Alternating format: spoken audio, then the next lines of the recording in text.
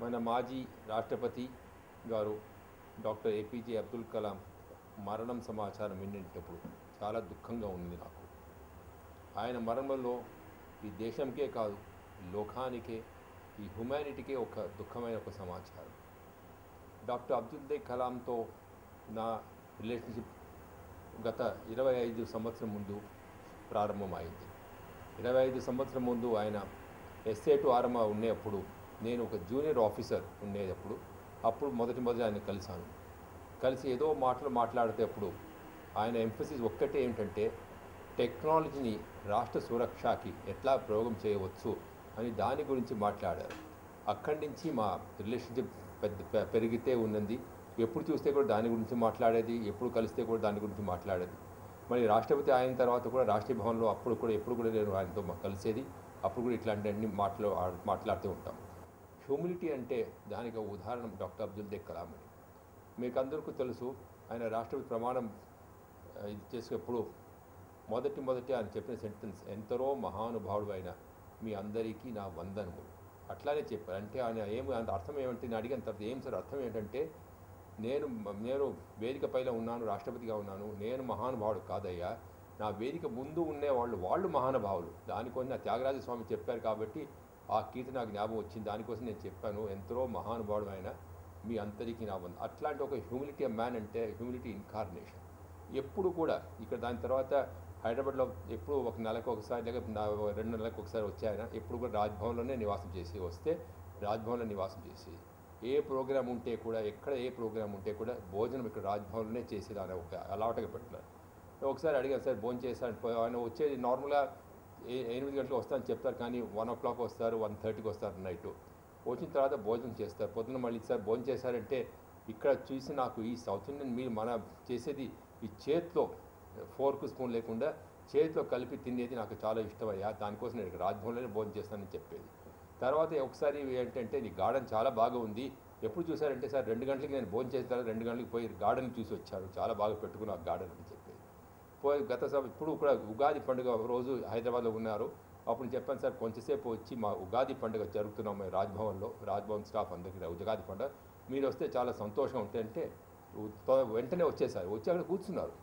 మళ్ళీ ఆయన ఎట్లా చెప్పేది నాకు అర్థం కాలేదు. అంతే ఇమోషనల్ అయిపోయి మంచి ఒక స్పీచ్ ఇచ్చి అక్కడనే ఉండి అందరినీ కలిసి, అట్లాంటి ఒక హ్యూమన్ బీయింగ్ ఆయన మన అందరికీ ఒక ఉదాహరణమైన మనిషి.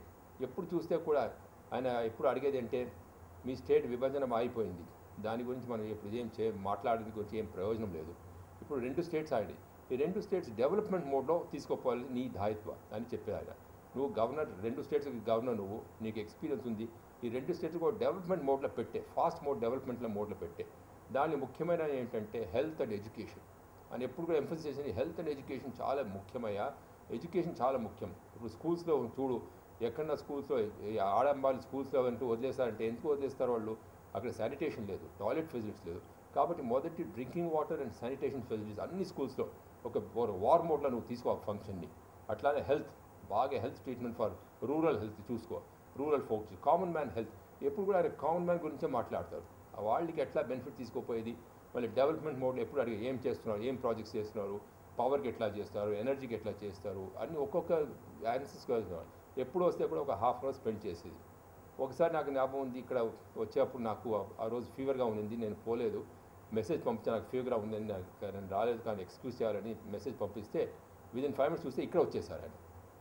మా ఫీవర్ సార్ అబ్దుల్ కలాం ఏమంటే, ఎట్లా పోతాను, నీకు ఒళ్ళు చేరలేదని వచ్చి చూడాలి కదా, నా రెస్పాన్సిబిలిటీ, నా దాయిత్వం కాదా అది, నువ్వు అన్ని ఏళ్ళుగా తెలుసు కదా, నేను ఎట్లా చూసి వస్తాను అబ్బాయి, నువ్వు ఎట్లా ఉన్నావు అని చెప్పాను. ఇంకోటి ఎప్పుడు కూడా నన్ను కలిస్తే ఆయన నరసింహన్ పిలవరు, నరసింహన్ సార్ అంటాడు.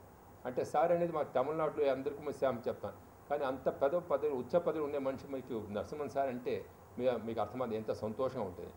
ఎప్పుడు కూడా నాకు అది ఐ థింక్ అబ్దుల్ కలాం మరణంలో నాకు ఒక పర్సనల్ లాస్ అనుకుంటాను. ఎందుకంటే అప్పుడప్పుడు ఆయనతో డిస్కస్ చేసేది, మనకు లాభం వచ్చేది, ఎట్లా తీసుకుపోయేది, స్టేట్ని ఎట్లా తీసుకుపోయేది, అన్నిట్లో ఒక మార్గదర్శనంగా ఉండే ఒక పెద్ద మహానుభావుడు మన మధ్యలో ఈరోజు లేదంటే చాలా దుఃఖమైన సమాచారం.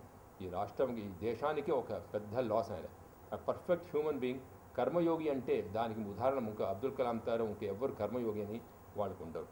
ఎంతో ఉన్నాయి నాకు అట్లా చెప్పేది. ఢిల్లీలో ఉండేప్పుడు ఒకసారి మేము ఉండేప్పుడు మా ఇంట్లో డిఆర్బీగా ఉన్నప్పుడు ఒక రిసెప్షన్ పెట్టాము. ఆ రిసెప్షన్కు అబ్దుల్ కలాం గారు వచ్చారు, ప్రధానమంత్రి వచ్చారు, అందరూ వచ్చారు. ఇంటి ముందు ఒక మొగ్గు చూసుకొని పెళ్ళం అడిగారు, ఏం మొగ్గే వేస్తాం అంటే, మేము మొగ్గు రోజు వేస్తాం సార్, అమ్మగారు ఉన్నారంటే ఇంట్లోపల వెళ్ళిపోయారు. ఇంట్లోపల పోయి అమ్మని అమ్మ ఎక్కడో కొంచెం ఎంకరేజ్ చేసి అందరూ బయట ఉన్నారు. నేను చెప్తాను సార్, బయట ప్రధానమంత్రి వాళ్ళు వెయిట్ చేస్తున్నారు. పర్వాలేదు అమ్మని చూసుకొని మళ్ళీ చేతి పట్టుకొని ఎంఎస్ సుబ్బలక్ష్మి గురించి మాట్లాడతారు. అంటే కర్ణాటిక్ మ్యూజిక్ అంటే మాట్లాడతారు, రామాయణం మహాభారతం అంటే మాట్లాడతారు, సైన్స్ అండ్ టెక్నాలజీ అంటే మాట్లాడతారు, డెవలప్మెంట్ అంటే మాట్లాడతారు. ఏ సబ్జెక్ట్స్ గురించి. పిల్లలంటే చాలా చాలా సంతోషం. స్కూల్ చిల్డ్రన్ అంటే ఎప్పుడు నేను చెప్పి సార్, మీరు ఎప్పుడు చూస్తే స్కూల్ చిల్డ్రన్ వెళ్ళిపోతున్నారు సార్, సెక్యూరిటీ పెద్ద ప్రాబ్లం అయిపోతే ఏం మాత్రం పాప మనకు స్కూల్ చిల్డ్రన్ మొత్తం మనకి ఏం పోతే మా ప్రాణం పోదంత సులభంగా పోదు, నువ్వు భయపడవద్దని చెప్పారు. అట్లాంటి ఒక మహానుభావుడు మన మధ్య లేదు ఈరోజు. మాకు చాలా దుఃఖంగా ఉంది. కానీ ఆయనకు ఇచ్చే ఒక ట్రిబ్యూట్ ఏమిటంటే, ఆయన చూపిన ఆ మార్గదర్శనం, ఆయన చూపిన ఆ మార్గంలో మనం పోవాలి. అదే ఆయనకి ఇచ్చే ఫిట్టెస్ట్ ట్రిబ్యూట్. ఈరోజు మనం అందరూ మాట్లాడవచ్చు, అన్ని చేయవచ్చు, కానీ అది మర్చిపోకుండా ఆయన మనకు చూపించిన దారిలో మనం అందరూ పోతే ప్రగతి చాలా బాగా వస్తుంది నా అనుభవం.